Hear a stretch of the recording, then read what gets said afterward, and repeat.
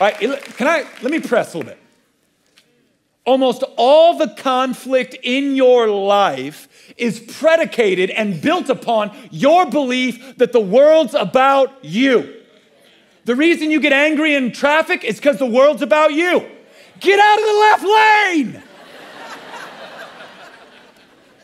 The reason why there's conflict in your marriage is because the world's about you, so your spouse had better be doing these things. Why? Because the world's about you. Why are you in conflict at work? Because the world's about you. How dare they say that to you? How dare they do that? How dare they take that from you? How dare they not give you the honor you're due? See, you see what's happening? It's about you.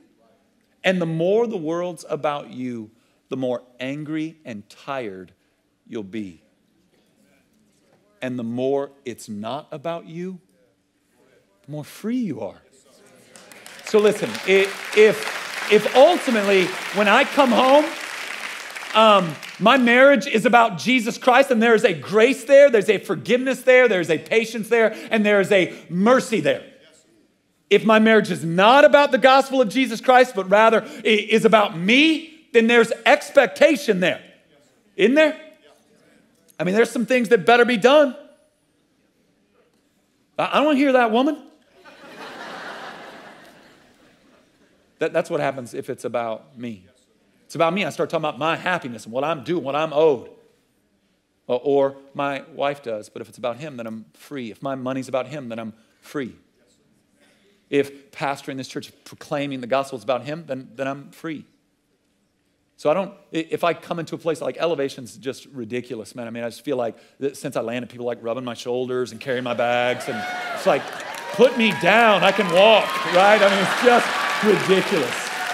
All right, but here's the thing. I'll sleep on your couch. I mean, I'm not going to, but I would, all right?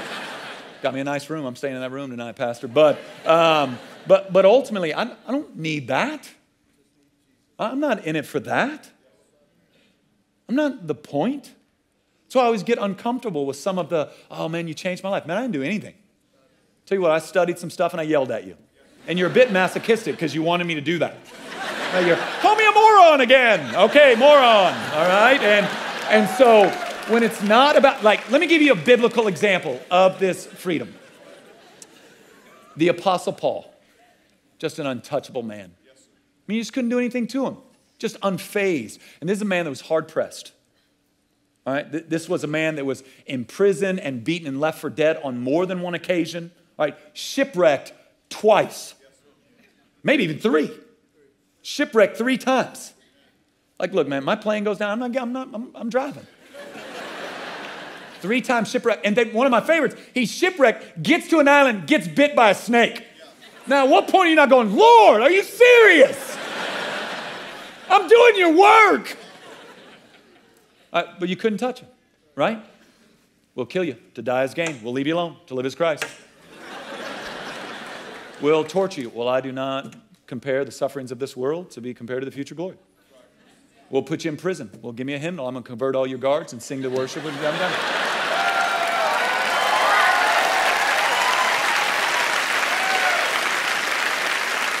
how's that possible? That's possible because his righteousness was a foreign righteousness. It wasn't his own. It was given to him in Jesus Christ.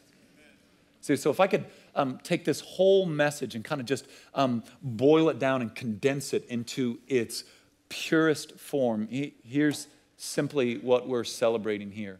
That despite me, despite my continued failures, despite my shortcomings and foolish heart, God, because of the imputed righteousness of Jesus Christ to me and his wrath absorbing death on the cross and his resurrection, now sees me as perfect and spotless and holy, and not because I am, but because he is, which is why Ephesians 2 is going to say that even the faith I had to believe in the grace was given to me by God. So I honestly had nothing to boast in. Like, I couldn't even say, well, I believed, because the belief given to me was actually a gift. So that God so owns the glory that everything is his. That's why no one should walk with a swagger in the kingdom, and no one should walk with a limp.